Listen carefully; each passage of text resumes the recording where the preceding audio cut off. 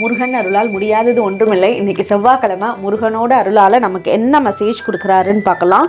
இந்த மெசேஜ் பார்க்குறவங்க கமெண்ட் செக்ஷனில் ஓம் முருகன் டைப் பண்ணுங்கள்.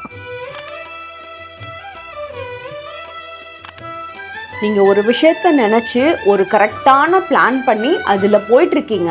ஆனால் நீங்கள் பண்ண பிளானில் நடுவில் கோணல் மாணலாக இப்போ நேராக ரோடு போகும்னு நினச்சி இந்த 1 மணி நேரத்தில் ரீச் பண்ணிடுவோன்னு நினச்சி போகிறீங்க. ஆனால் அப்படி இல்லாமல் நிறைய கோணல் மாணலாக அந்த இடத்த ரீச் பண்ணுறதுக்கு 3 மணி நேரம் ஆகிற மாதிரி இருக்குது. அந்த இடத்த ரீச் பண்ணுறதுக்கு 3 மணி நேரம் ஆகிற மாதிரி இருந்தாலும் நீங்கள் ஆகக்கூடிய டிலே டைம் உங்களுக்கு பெட்டராக தான் இருக்குது. அதனால இந்த இடத்துல இந்த தடங்கல்கள் இருக்குது, ஏன் இவ்வளோ டிலே ஆகுது அப்படின்னு நினச்சி நீங்கள் வருத்தப்படவே வேண்டாம். உங்களுக்கு போய் அடையக்கூடிய இடம் பர்ஃபெக்டாக இருக்குது.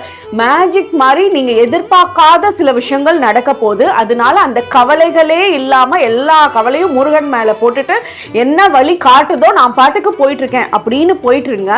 நீங்கள் ஒன்ஸ் அந்த கவலையை மறந்து முருகன் மேலே பாரத்தை போடுறப்பவே அவர் உங்களுக்கு அந்த மேஜிக்கை காட்ட ஆரம்பிச்சிருவார்.